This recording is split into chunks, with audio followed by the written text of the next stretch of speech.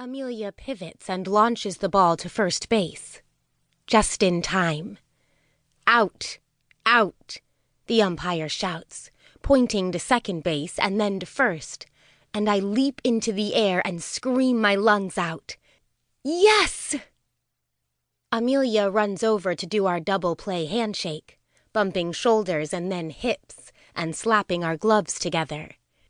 "You've got guts, B," she yells over all the noise.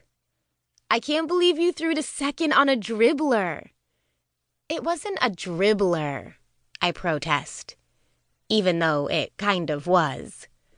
Amelia whacks my arm with the outside of her glove. "It was definitely a dribbler. Not that I'm complaining." Behind home plate, Coach Yang is talking to the umpire. "Try to turn two if the ball is hit hard.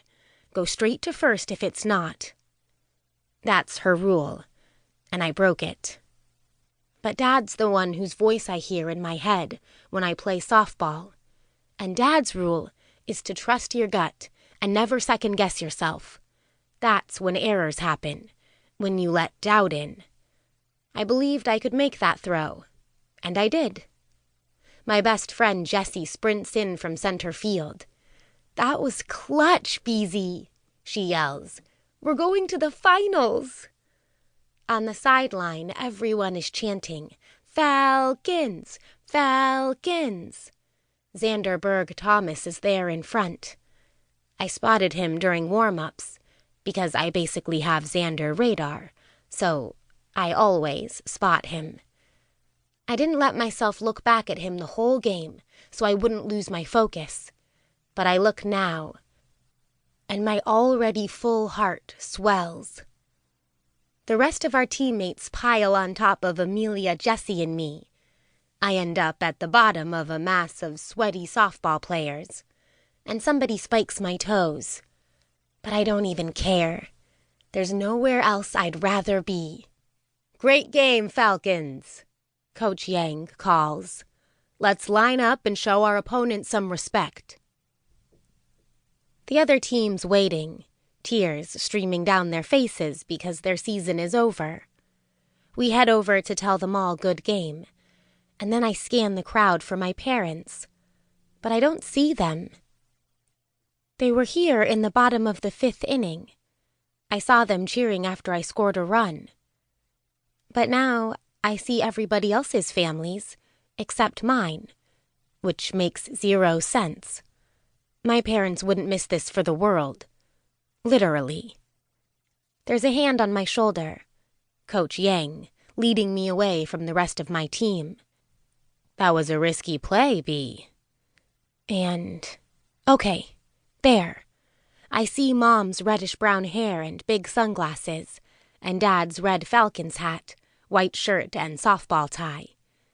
They're standing way far away, closer to the other team's fans than ours. They folded up their chairs and packed up all their stuff as if they're in a hurry to take off, which is bizarre. But they're here, waving at me. Dad pulls on his earlobe 3 times. 1, 2, 3. "I love you." I do it back fast and then focus on Coach. "I need you to play smart," she's telling me. I nod, but I'm not going to say sorry. That's a mom thing, not saying you're sorry when you haven't done anything wrong. Mom says apologies should be reserved for expressing remorse when you've done something you regret. But girls are conditioned to apologize whenever anyone else is the tiniest bit unhappy, and it strips away our power, apologizing so much. "I know the safe play was throwing to first," I say, "but I didn't want to give their best hitter a chance to beat us." Coach Yang shakes her head. "If one thing had gone wrong, though, if your throw had been a few inches off, or if Amelia hadn't been ready for the ball, we would have given away an out. That could have cost us the game." I take a breath before I speak, so I won't sound like I'm talking back. I did check that Amelia was ready. I wouldn't have thrown to second if she wasn't. Coach sighs and finally cracks a smile. It wasn't impressive.